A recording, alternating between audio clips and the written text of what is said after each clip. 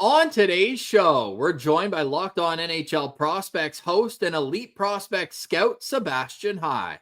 He gives his thoughts on the Ottawa Senators 2025 draft class and how that changes his impression of the Sens pipeline. This is Brady Tkachuk, and you're listening to the Locked On Senators podcast. You're Locked On Senators, your daily podcast on the Ottawa Senators. Part of the Locked On Podcast Network, your team every day. Welcome. You are locked on to the Ottawa Senators, the only daily podcast covering the Sens. On the outskirts of enemy territory, I'm Ross Levitan, alongside Brandon Piller up in the Blue Mountains. Today's episode is brought to you by Game Time. Download the Game Time app, create an account, and use code LOCKEDONNHL for $20 off your first ticket purchase. Terms apply. Today is Friday, July 4th, and Pilsy, I was not expecting to have a heated debate on who the Senators' top prospect is today. Yeah, I wasn't expecting to have that debate at all for a few years once the Ottawa Senators selected Carter Yakemchuk over 7th overall. Or honestly, Ross, whoever they would have picked at 7th overall, I would have expected would have been easily the Sens' top prospect for the next couple of years. It's going to be fun to get the reaction. Please leave us a note in the comments if Sebastian is able to change your opinion. I think he makes some pretty good points, but we'll see later on this summer when we do our Senators Top 10 Prospects update to see if it is still Carter Yakemchuk at number 1. Speaking of Sens prospects, development camp continues. Great content coming over on the Senators social feeds. Our guy, Kevin Riedler, winning the pickleball tournament yesterday, or paddle, I should say. Pretty much the same thing. I'm going to get roasted. Don't tell Alfie that. Yeah, I'm going to get roasted for that one. But we'll get a rundown of what happened there next week. We're going to be looking at all sorts of rumors because now that Nikolai Ehlers has signed, we're told that this could undo the grip on the hose, and we could see a lot of trade action around the NHL. The Senators right now sitting about $5 million in cap space. If you go to Puckpedia, they have Arthur Kaliev in the NHL, which means that would count against the cap. Of course, if he's in the American League, it wouldn't. But with 13 forwards, 7 defensemen, and 2 goalies, so almost a full roster, they would have one more place on their NHL roster should they go with the maximum 23-man roster. Then they would be sitting about $3.5 million with the 13, 7, and 2 setup right here. 1 extra forward, 1 extra defenseman. The Senators cap space currently at $4.3 million. So we'll see if Steve Staios is done or if it's just going to be a continuation of depth signings in Belleville. We'll be doing that over at Sens Central. And of course, if any news breaks, we will get you videos as it stands. But this is a really fun conversation today. Classic. Hey, let's get a 20-minute interview. Go 40 because Sebastian is a very deep thinker when it comes to the world of prospects. So I'm looking forward to people seeing this. And of course, you can find Sebastian daily over at Locked On NHL Prospects, where he does fantastic work. Yeah, Ross, a lot like Scott Wheeler, where they just have an insane amount of knowledge for every prospect. And all you got to do is say a name, wind it up, and toss it to him. And he's going to give you a lot of really good information. So we're stoked to not only have Sebastian on our show, but have him a part of the network. And definitely make sure you go check out Locked On NHL Prospects. And like we mentioned, he works for EP, Elite Prospects as well, one of our favorite resources. Check out the articles that he does doing deep dives on players. He did one on Logan Hensler, so you definitely want to check that out. And he's also the USHL scout, and the Senators dipped into that pool twice in the 2025 NHL Draft. So let's get to that now. Here is our conversation with Sebastian High. Today's episode is brought to you by our friends over at Game Time. Look, we've all been there. You're logging on early, waiting forever for your concert tickets to go on sale, only to lose your spot in line for a show you've been dying to see. Live music should be all about making memories, not dealing with the stress of ticket shopping. That's where Game Time comes in. Game Time makes getting concert tickets faster and easier than ever. I know, I use Game Time to get concert tickets this summer myself. Prices actually drop as it gets closer to showtime, and you can save up to 60% off sometimes with their killer last-minute deals. Are you tired of endless scrolling trying to find the best deal, Game Time makes it easy for you with Game Time zone deals. Pick the best seats in your section for you. And do you wonder what your view will actually look like before you buy? The app shows you a panoramic seat view, so there's no surprises. And with Game Time, the price you see is the price you pay, no hidden fees. So take the guesswork out of buying tickets and Showtime tickets with Game Time. Download the Game Time app, create an account, and use code LOCKEDONNHL for $20 off your first purchase. Terms apply. Again, create an account and redeem code LOCKEDONNHL for $20 off. Download the Game Time app today. Last minute tickets, lowest prices, guaranteed. You're also guaranteed to have a great time at the GLEBE Central Pub. Locked On Senators has been brought to you by the GLEBE Central Pub for a long time now, and the best way you can support our show is by heading to the GLEBE Central Pub and letting them know that Locked On Senators sent you. The GLEBE Central Pub is the spot, whether you're looking for a night out with friends or if you're going for a quick stop during the day and you're out shopping, maybe even at Lansdowne, which is just steps away. It's right in the heart of the Glebe at 779 Bank Street. Perfect place to catch the game. They got all sorts of Atletico Ottawa content going there. I know the Supporters Club loves it. And how about the Ottawa Red Blacks this summer? I know they're out on the road for the next 2 weeks, but July 20th, July 31st, back-to-back home weekends at Lansdowne, TD Place Stadium. So with all that said, the Glebe Central Pub walking distance, so go there before the game, after the game. They've also got things going on every single night. Wing nights on Monday, trivia on Tuesday, open mic nights on Wednesday, and how better to celebrate Baby Friday, Thursday, cheap tacos. On Saturdays, live music, no cover ever. So whether you're going to watch the game, live music, or just a night out with friends, make the Glebe Central Pub your home base at 779 Bank Street because, as you know, the vibes are free at the GCP. All right, we now welcome a very special guest back to Locked On Senators. You saw him on our full first-round mock draft, and now our colleague, the host of the Locked On NHL Prospects podcast, Sebastian High, is here to break down the 2025 draft class and the Senators prospect pool as a whole. Stay tuned because the end take is spicy. Sebastian, welcome to the show, man. How was the draft? How'd you find it all? It was a lot of fun. Unlike the past 2 years, I was staying at home in Montreal for this one rather than going to the draft. And from everything I heard, I think this was a decent year to skip out on. But so much happening on draft day, and I think the Sens ended up with some really good players. So excited to break these guys down with you. What was your take on Logan Hensler before the draft, and how do you think he fits into Ottawa? Loved this player before the draft. So on my final draft rankings, I had Logan Hensler falling at 13th overall on my board.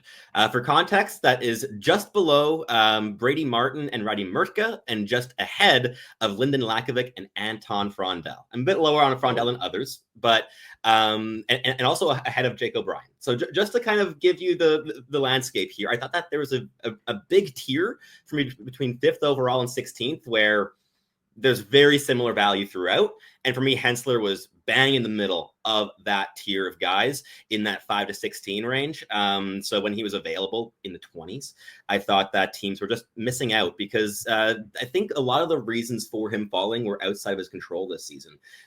He's playing in Wisconsin, and this is something that we'll talk a bit more about later on the show as well with Bruno Idzan, who's going over to Wisconsin. This might be a point of frustration for Ottawa Senators fans in the coming season or two. Wisconsin is not a fantastic program, in my opinion, in terms of growing dynamic abilities in their players. This is a very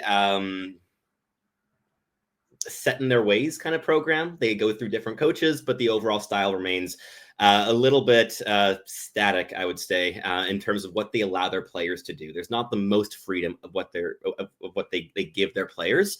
But later on in the season, Logan Hensler was exploring more freedom. And I think he was doing it a little bit also against some of the things he was being told by the coaching staff. It kind of seemed because of the inconsistency of when he would do it, but also the dynamism of when he did do it. It was really impressive that this was a player that was trying to explore, but there were other elements kind of tugging at him as well. But he could handle through entire defensive structures, end-to-end rushes, really, really, really good in terms of at-speed puck rushes. This This is a guy that has elite level mobility. The physicality, I think, has been like perhaps a bit ignored this season in the draft cycle with Logan Hensler. This is a guy who's 6'3". He hits hard, but he's not a guy that goes out of his way to land hits. He's much more of a guy that contains play and keeps it to the outside with his physicality rather than being like a Gabriel Elias and tries to take people's heads off at the blue line.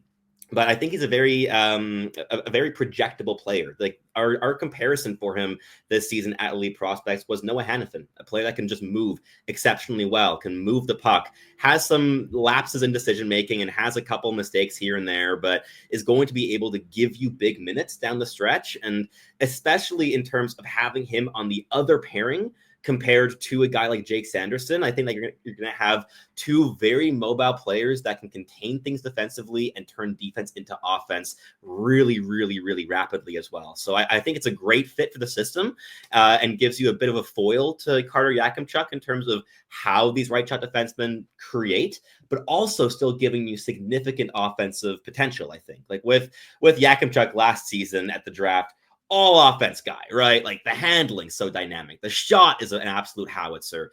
With Hensler, he hasn't been able to show it off as much this season, but I think that there's perhaps a bit more of a projectable basis in his game. And I wrote an entire article as well at Elite Prospects just before the draft, breaking down Logan Hensler's habits, his tools, what makes him special, and why he could be a really, really good and projectable top 4 NHL defenseman. And I thought that him and Blake Fiddler were the two guys falling that I couldn't really wrap my head around, because they bring the physicality and the size that clearly every team was going after at this draft, right? Like there were no small guys getting selected in the top 2 rounds this year. It was all big bodies. And these are two big physical right shot defensemen with mobility and runway. And yeah, some lapses in decision making. Like there's definitely still immaturity to iron out here, but there's so much upside with that like profile and size and mobility. I think those are two guys to have targeted in the later end of the first round, and to trade down from 21 and still get Hensler at 23, I think was really shrewd business there for Steve Staios and the Sens. Now, Ross and I were lower on Hensler going into the draft, but with research, listening to the praise that the Sens got for the value at getting him at 23rd, and just diving deeper into him, I think we've both come around now. We're starting to see the vision. I think a part of it was having to look within ourselves. And maybe you can understand this, Sebastian, as someone who covers the draft every year. You get infatuated with the dynamic skill pops. Mm-hmm. And there wasn't as much of that when I was watching Hensler. It just felt like it might have been a bit boring, but boring defensively is good when you're going to be an NHLer. So I think that's something that Pilsy and I are going to have to adjust next season, is maybe grading high floors a little bit better than boom or bust players. At least that's how I felt when I look back on how I valued, or maybe lack thereof, with Logan Hensler. But we also, and Pilsy, I want to get back to you here, but this is like our 5th straight year of the Sens taking a guy that we do our pre-draft profiles. Maybe we're a little lower on than where the Senators took them. Well, and that leads me to ask you, Sebastian, is maybe I haven't drank the Kool-Aid on Hensler's offensive potential just yet. I'm a little lower on what he can do offensively. But for you, when you're projecting him as a pro, do you see him being able to reach an offensive potential? Do you see him turning more into a shutdown guy? Do you see him being a two-way guy? Do you see him being a transitional puck mover? Like, where do you think he'll end up as a defenseman type in the pros? I think he's going to really embody that two-way game. And to kind of build off what Ross was saying in terms of like that boring style, that was very much our takeaway as a scouting group at Elite Prospects for the full first half of the season.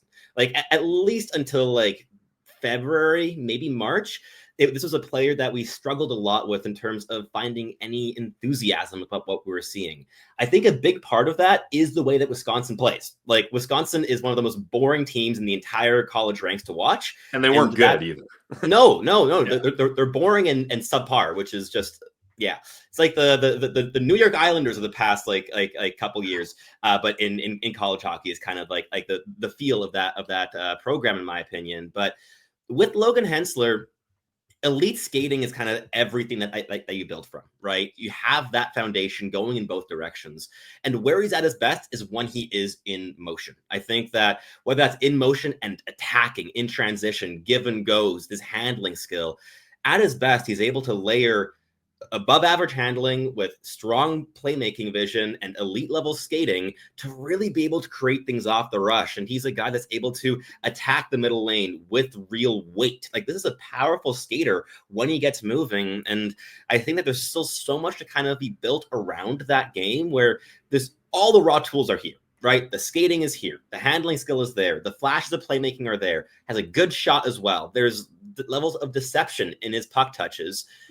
The decision-making of when to do what is still evolving, and the more puck touches he's going to get in the coming seasons in college, he's going to get better and better at that, in my opinion. And I think that with this player, in a comfortable projection, right, if we're trying to hedge our bets a little bit, rather than looking at the pure upside or the floor, I see a second pairing guy. I see a second pairing guy that's able to really kill rushes defensively with his mobility. He keeps really tight, suffocating gaps. He has an active stick. This is a stick-first defender rather than a guy that's going to try to lay the body and compromise his own position. He's very much a guy that defends the middle lane and keeps everything else to the outside. And sometimes he's passive to a fault, but there is definitely flash of aggression as well in his defensive implications, and he's able to be physical at the net front. I think he can do a little bit of everything, but he brings that elite mobility, and I think other elite aspects can be built around that. He's a guy that that really impressed our scouting staff, especially in the last month of the season, to the point that one of my colleagues, Daniel G, who's our crossover scout in North America, wrote in one of his reports, the way Hensler is playing here at the tail end of the season projects as an offensive driver from the blue line in the NHL. Not just a player that's able to chip in offensively, someone that's able to set the pace and create things from the blue line. And I fully agree in my late season viewings. We're going to have to see if he's able to build on that and keep that trajectory going into the next couple seasons. But I saw a player that was finding his feet at year's end. He was finding his feet as a guy that's able to create both offensively and shut things down defensively. And yeah, early in the campaign, he was boring and he was still getting used to the pace of the NCAA. And there were definitely some poor decisions in the breakout in terms of rushing passes and trying to do a bit too much with the puck touch and then just creating a turnover and having to defend right away again. But those petered out more and more throughout the campaign. And with his offensive dare and dynamic ability being a pretty linear growth in the last 4 months of the campaign, he's able to drive wide with speed, cut inside powerfully. There's so much here in terms of also puck rush habits as a puck carrier that would be good as a winger, let alone a defenseman in this draft class. I like a lot here. So I think I'm a bit more bullish on him than other people might be. And I found myself early in the season being a lot lower on him than other people were. So I found myself kind of a diverging lines a little bit where I was like, oh, this guy's getting better and better and better. And then the public opinion was just keeping on falling and falling and falling. But I thought a lot of that was because the first 2/3 of the season were very boring. If you caught games in that stretch, you were going to be bored to sleep by them. But late in the season, you were really seeing the glimpses of the player that in his D-2, D-3 seasons, people are already hyping up as the next big thing on defense. I remember seeing one tweet 3 years ago. I have no idea who tweeted it, right? But it was Logan Hensler, best defensive prospect in the last decade. And this guy's going to be legit. And with the tools, you can see why someone might get super excited about him as a 15-year-old with that elite mobility, with the size, with the range.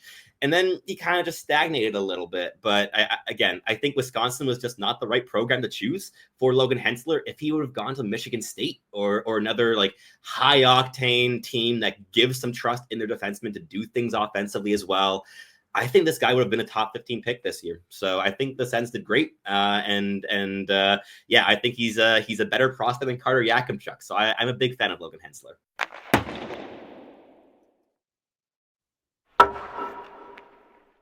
We want your take on the rest of the draft class. And we know that not only are you the host of the Locked On NHL Prospects channel, where you can find and subscribe wherever you get your podcast, but you're also the USHL scout at Elite Prospects. And the Senators dipped into that pool of talent twice as we look back at their 2025 draft from the EliteProspects.com page. 23rd overall, Logan Hensler. I think we've covered that pretty well here. And hey, as a guy who's higher than most on Logan Hensler, you're welcome back on the show anytime. Then Ottawa traded up just a couple spots to get Blake Vanek, the son of Thomas Vanek, in third round.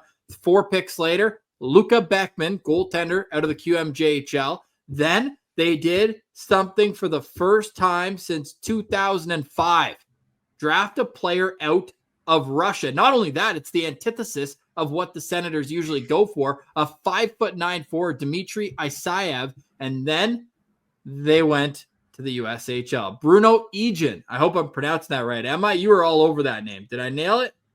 I think it's Bruno Idzan, but look, my Croatian's, I think, as rusty as yours is, so I'm not 100% sure. We'll have to ask him this summer when he comes on the show. And then they went back to Russia to grab a goalie, 2 goalies. It's a hashtag goalie-friendly show. We love that. Andrei Trofimov out of Magnitogorsk there. So I'm not going to put you on the spot with the 2 goaltenders in particular, but those USHL players, Blake Vanek, let's start with him and then roll into Bruno Egan about what they bring and what kind of prospects they are.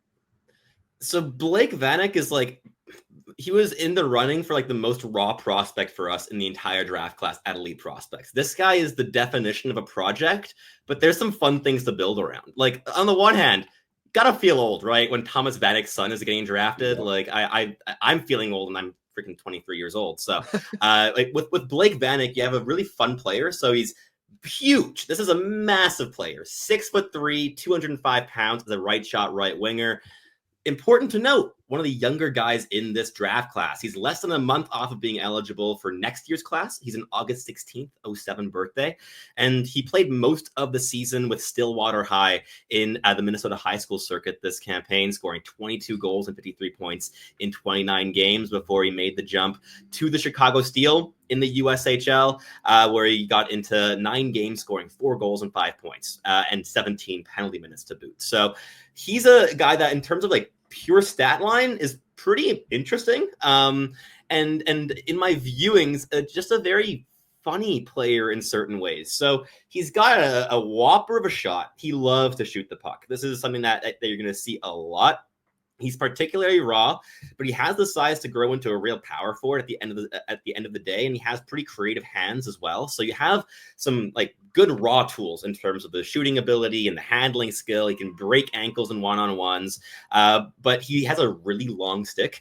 He's just constantly getting stick lifted. He doesn't really know how to protect the puck all that well yet. It's the mechanics aren't there. The frame is there for a power forward, but the mechanics are still kind of being developed. But he's going over to the CHL next season, which I think is going to be a great place for him to develop with the Wenatchee Wild there in the WHL. I think that's the exact kind of place that he kind of needs to be to both be challenged, and he's probably not going to look great in September, October, November, beginning of the season. There's definitely going to be a learning curve there, but I think he could really pop offensively. He's one of the most theoretical projections in this year's draft class, where you have to jump through about 4, 5, or 8 hoops in order to see him in an NHL role. But if he makes it, you have a really fun guy in your middle six as a scorer. The skating is rough, though. He was one of the worst skater projections that we had at Elite Prospects. Really lumbering stride, struggles to lack of explosiveness, certainly, but just very, very choppy and inconsistent, I would say, especially in terms of adapting his routes at speed. He's definitely going to have to work on that, and he's probably a 6 or 7 year projection to playing NHL minutes. So I think it's a swing for the fences, and it's going to take a while, but there's a lot of palpable upside here if things can kind of fall into place. So we'll see where his development takes him. I'm curious to kind of see how the Sens want to approach the next couple of seasons of his development, whether he's going to play 1 year in the CHL. I'd give him 2. I think he needs some time, and he hasn't committed to any college just yet either. So I'd give him time. Put him in a good place in college, not Wisconsin, please, for the love of Christ, not another player in Wisconsin here from the Sens.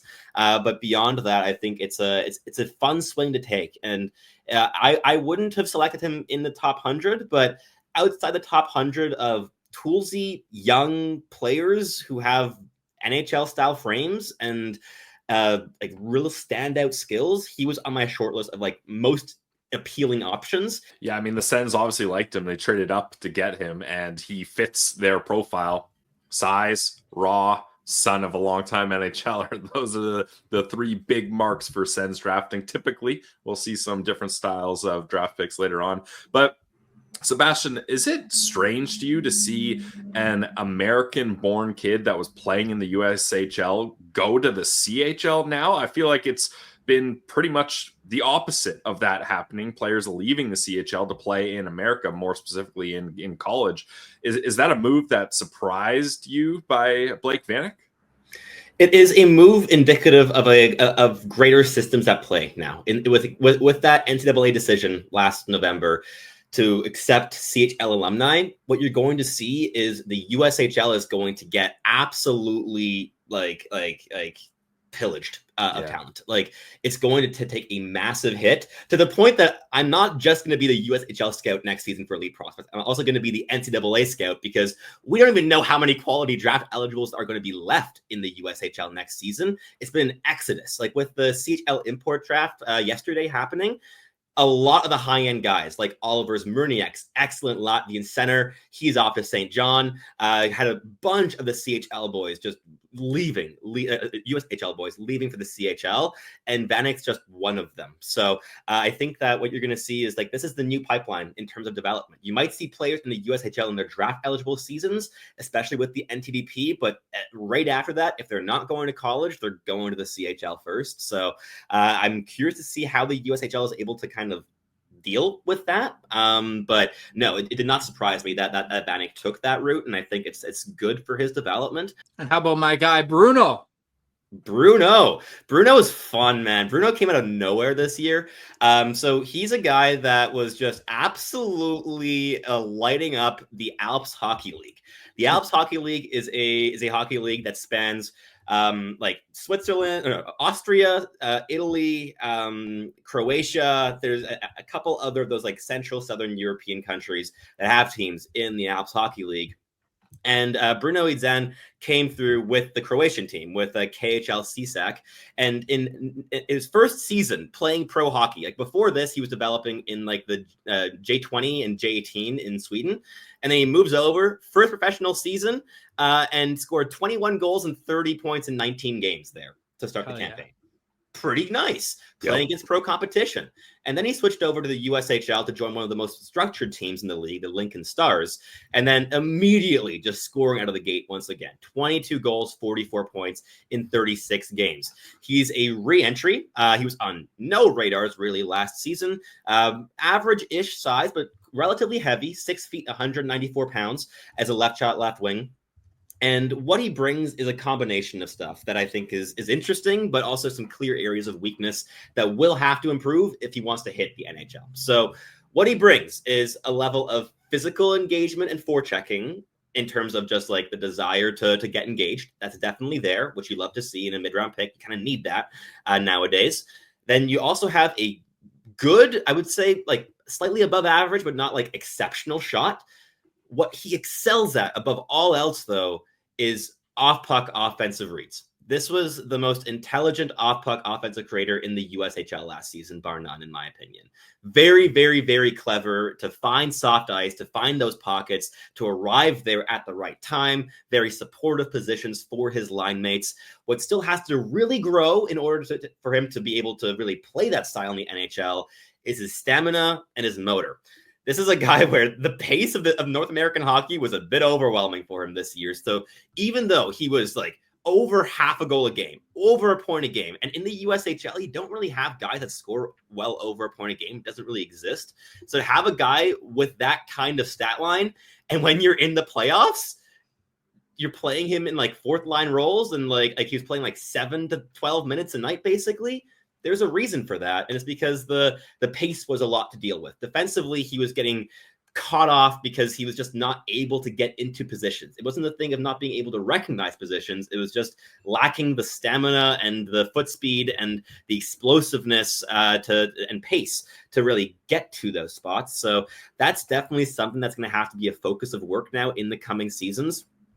He's also, again, off to the University of Wisconsin. And one thing that Wisconsin does well is conditioning their players. Like, they want their guys to be reliable and fit. And I think that that's going to help Idzan here. But I need this player to also work a little bit more in terms of leveraging the difference-making offensive IQ into more on-puck creation. Like, I want him to not just be the off-puck guy, the third guy to enter the offensive zone, to hit those pockets of space. He's going to have to diversify a little bit to make it work in the NHL. So I'd give him 4 or 5 years in terms of when he would be playing in the NHL. But if you're able to kind of hit warp speed on that stamina, especially, and the pace of play that he's able to sustain himself at throughout games, maybe it's more of a 3-year timeline. The IQ is there. The ability to play heavy is there. There's a lot to like with this profile, but definitely still some question marks that could keep him outside the NHL altogether, which is why he was available in the 6th round of draft day. What we love hearing about this, though, is that it swings on talent, both with Blake Vanek and with Bruto Egan, that the Sens wouldn't have taken before. They would have just taken a raw athlete that maybe projects to be a bottom 6 player. They also went 2 seasons in 2022 and 2023 without a first-round pick. And David St. Louis, our good friend, our mutual friend over at Elite Prospects, had the Senators prospect pool ranked 28th in the summer of 2023. Then last summer, it moved up to 25. And now when we look at their last 2 drafts, now that they've got 2 first-rounders in there and added some more talent, is it fair to say the Senators are going to continue moving in the right direction up that list this summer? I think it's going to be a bit of a jump, but maybe not like a massive leapfrog. Like, I think as a whole, like day 2 of the draft was solid but unspectacular for Ottawa. Like, I like the Vanek pick. I like the Idzan pick. I don't think either of those are necessarily getting more value than your draft selection in that slot. I think you're kind of like batting average with both of those. That said, I think Logan Hensler on his own in round 1 is a big enough coup to give the Sens prospect pool a bump here, and I think it also just solidifies that right side long term for the Senators. I think that with Yakemchuk as like your main guy down the right core, as somebody who follows prospects closely, has me shivering my boots a little bit of just like how chaotic your like number 1 right D of the future looks. With Hensler, you have a guy where you have a 1A, you have a 1B. We'll see how things fall out, but you have an alternative to the pure chaos of Yakemchuk that I think will add a little bit more stability to the lineup. So I think that Ottawa did well here at the draft. Like, just to talk about a couple other guys, like Dmitry Isayev, hilarious pick, right? Like, wild pick by the Sens. Why not just go out and pick Cam Schmidt if you're going for a 148-pound guy here? But look, with Isayev, you have a guy who's a really dynamic handler, scored really well in the MHL last year, 22 goals, 45 points in 44 games, 5'9", 148. 148 being the weight that Lane Hudson was in this draft year, so it's never impossible. But he's a right shot left winger, and he has just a lot of slick hands around the net. He likes to look for passes from kind of that like half wall space into the slot. I think that there's something to work on here, but he's also one of the younger guys in the draft class. He's like just under 2 months off from being in 2026 eligible, so you have a bit extra runway there as well. But I found it interesting that like this year with the Sens selections in the mid-late rounds, you're only going projects, the guys that are going to take time, but maybe from that batch, if you get 1 or 2 guys that can hit your NHL roster in like, let's say 5 years time, that's a nice boost to have now down the road where you didn't have all that much draft capital either on day 2. I think with what was available that the Sens did perfectly fine here, and taking swings on goaltenders makes sense always, especially like with Lucas Beckman. Very young again. Like, you're going a lot of youth here this year with the Sens of like he's an August 23rd birthday, so he's really close to that September 15th cutoff, and put up good numbers this year, 914 save percentage with Bay Como. That's a perfectly fine toolkit to kind of swing on here in the 4th round too. So a lot of like kind of darts, right? And you're not going to hit on all of them. You might hit on 1 or 2, but if there's 1 or 2 guys end up being like 3rd line or like number 5 defenseman or backup goaltender, you're getting plus value here. So keep your fingers crossed for that. And with Logan Hensler, I think you have an almost slam dunk NHLer and a likely top 4 defenseman. All right, we've teased it long enough, Sebastian. Earlier on, you had what we would consider a spicy take, saying that you believe, or at least you would slot 23rd overall pick Logan Hensler ahead of 7th overall pick Carter Yakemchuk in your rankings for the Ottawa Senators. Why was that an easy decision for you? Or I guess I should ask, was it an easy decision for you? Because I would say for Ross and I, we were like, all right, for sure, Yakemchuk's the number one guy, and Hensler's probably under him. Like, I think I've always been a little bit spooked by Carter Yakemchuk a little bit. Like, he was my 17th overall prospect last year, so I had him above Trevor Connolly and Anton Salayev, but below guys like Michael Hage and Igor Chernyshov and Stian Solberg. I think with Yakemchuk, there's so much flash to his game, right? Like the handling, the physicality, the aggression on both sides of the puck. It's rampant. I struggle to see of like, what's the best development path for this player? Is it to double down on those things and just have like your pure chaos top four guy who's just insane in every facet of the game, and you have to play him with a guy like Jake Sanderson to clean things up defensively? Maybe that works, right? I think with Logan Hensler, I see a bit more of a linear path to him being a stable player in the NHL who doesn't have to be insulated in terms of playing top 4 minutes. And also with Yakemchuk, we've always known about the offensive ability. With Hensler, I think that the offensive game is only a tad below in terms of NHL projectable skill than Carter Yakemchuk. So much of what Yakemchuk does in terms of skill at the WHL level isn't really going to work in the NHL. He's going to go through a lot more adaptations to adjust to the NHL style of game. I think the way Hensler's producing offense in the NCAA, and yeah, it's not all that much, right? 12 points in 32 games last year, which was good for 6th in team scoring to kind of paint a picture of Wisconsin. But what he was doing are the kind of opportunistic, like driving into gaps when you spot them that happens in the NHL, rather than starting a rush and knowing already I'm going end to end like Carter Yakemchuk does. He makes his decision in the defensive zone when he picks up the puck to go for that big play. Hensler's a lot more opportunistic. He reads and reacts more than Carter Yakemchuk, who I think sometimes just like bulldozes his way through whether it's going to work or not. But I also think it's partially about flavor, right? Like, these are just different players. With Yakemchuk, you have more aggression, you have more violence, you have more handling skill. With Hensler, you have a lot more finesse and fluidity and intelligence that I think you can build off of. I think intelligence is going to be an interesting kind of thing to talk about with Hensler in the coming seasons within like the Ottawa like media circles, because there's definitely been an inconsistency. Like, he's able to make mistakes that look bad in the moment, but I think that he has a much stronger basis of where he's making decisions from than Carter Yakemchuk. I think Yakemchuk just kind of throws things to the wall and sees what sticks sometimes when he gets panicked. With Hensler, especially later in the season, he's learned that when he gets panicked, he slows things down a little bit rather than speeding it up. I find that Yakemchuk just kind of bulldozes his way into problems. With Hensler, there's been more of a desire to wait, hit the brakes, make a simple play, adjust, and try to make something happen afterwards. And I think that that adaptability is really going to help him, especially in an organization like the Sens, where you do value your defenseman being stable defensively. You don't want someone to be coughing out the puck all the time, every night. And I think playing a guy like Yakemchuk on your top pairing is going to be a lot more susceptible to those mistakes. Whereas if you have Hensler as your 5-on-5 top pairing guy and Yakemchuk as your first power play guy, you might be playing a bit more into their strengths. But you're going to have to find someone to insulate a guy like Yakemchuk. I think, like, stylistically, Sanderson's a great fit, but I don't know if Yakemchuk's going to be the perfect guy in those 5-on-5 minutes, in those matchup minutes necessarily in the NHL, whereas Hensler projects a little bit more along those lines. So I think for myself, a little bit as a scout in the past 5 years, I've also seen myself change a little bit in what I value. I think if you asked me 4 years ago, I'd be taking the flashy guy over the stable guy.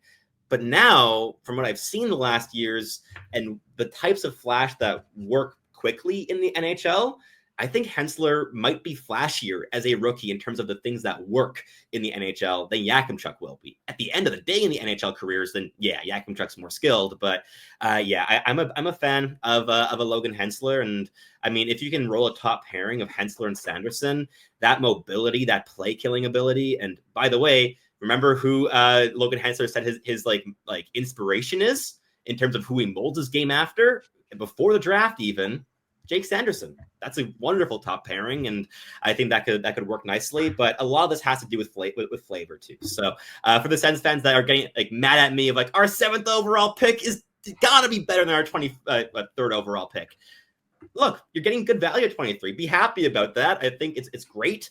And also it's partially just a thing of my own impressions of the player and Carter Yakemchuk, of a guy that I had a few more doubts about in his draft year. And last year did not help my doubts that I had in his game. I thought great training camp with the Sens. I was really praying that the Sens would like send him back to junior, because I could only imagine the chaos of him playing NHL minutes as a 18-year-old. But like the offense wasn't quite as flashy, I would say, last year with the Calgary Hitmen. But we'll see how he rebounds this season and maybe becomes that like premier CHL offensive defenseman. I wish that for him. He's a very fun player to watch, but Hensler gives me a bit more confidence, I would say, in top 4 likelihood. I think there's a much higher floor with Logan Hensler and a ceiling that isn't far off at all from a guy like Yakemchuk. You're not saying the ceiling's not far off. Carter Yakemchuk had more than half the amount of points as Logan Hensler in the NHL preseason than Hensler had in an entire college season. Like, I'm just not buying it. I understand. Look, you're welcome not to. I mean, look, NHL preseason is a time where top 10 overall picks are given the reins to do whatever they want with the puck, right? That is the opposite of what Logan Hensler got in Wisconsin this year. Like he was getting 2 power play minutes a game, which is a decent deployment, right? He was like often on the first wave there, but at even strength, it felt like he was on a leash to stay at the offensive blue line rather than activating, rather than trying things. And I think in terms of having a player who already has raw tools that, in terms of offense, are pretty close to Yakemchuk. I think that the mobility that Hensler has is way above Yakemchuk, right? That's going to open up so much in terms of transition attacks, because he leads through his feet rather than his hands. He's not trying to go into one-on-ones constantly and being able to cut up the puck in those situations. I thought score overtime winners in Toronto, Deacon NHL players. Bar none, the best I have ever seen Carter Yakemchuk play by at least 3 times was an NHL preseason there. Like he was on an absolute tear there. But why didn't we see that carry over into the WHL, right? Well, I think that they told him to work on his defense. So before, people said, oh, he just put up points, didn't do everything else. All of a sudden, the points come down. Calgary makes second round of the playoffs, and now all of a sudden, the points weren't there. So that means he stepped back one year from the next. I get that the focus may have shifted a little bit, but I still found that the defensive inconsistencies were very present whenever I was watching. I wasn't getting isolated viewings on Yakemchuk this season, so I'm not going to make these massive overarching statements on his potential or anything. But whenever I watched Ben Kindle this season, I saw Yakemchuk as a player that looked fairly similar, a little bit less aggressive than the year before, which meant that he wasn't caught out of position as much. Certainly, he was more stable in his defensive positioning, but I still saw a lot of inconsistency in how he was defending the rush at speed, especially, and how his feet were still being a target for pacier, more dynamic wingers in the WHL. But again, look, this is very much a preference thing, and I had Yakemchuk ranked 17th overall a year ago, and I had Hensler ranked 13th overall this year. So a lot of it is just kind of my impressions of these players. So I would love for Yakemchuk to kind of defy my personal expectations here and become that go-to guy driving the offense. But I have a feeling that it might be a power play specialist who's able to score 50 plus points a season and just be both a playmaking, handling, and one-timer threat on the man advantage. I think he has all of that in his toolkit. But maybe where you see that even strength game take 4, 5, 6 years in the NHL to really get to a point where you can start giving him matchup minutes. In that short to medium term future, I think Hensler is going to be an effective NHLer sooner than Yakemchuk, would be my guess. I like it. No, I had to put you on the spot. We got to have a real debate, so I have to throw something back. 7 points in 4 NHL preseason games for a 19-year-old Carter Yakemchuk, who's turning pro this year, so he's going to be likely in Belleville as an early birthday, one of the oldest players in that 2024 draft. So I think it's going to be really interesting to see how they insulate him. I would expect him to play with Donovan Sabrango on the top pair down there, but we'll see how everything shakes out. Hey, maybe he has another camp like he did last year and potentially makes a team. But I think this will be a fun debate. It's officially a debate now, Pills. Like before, we just had it in the bag, tied up that it was Carter Yakemchuk. So I love that. I like a little embrace debate. And like just to like kind of conclude my argument in favor of Logan Hensler here, I think that his chances of being a second pair defenseman are slightly better than Carter Yakemchuk's, but I think that his chances of becoming a top pair defenseman are maybe 4% lower than Yakemchuk. I think it's that close.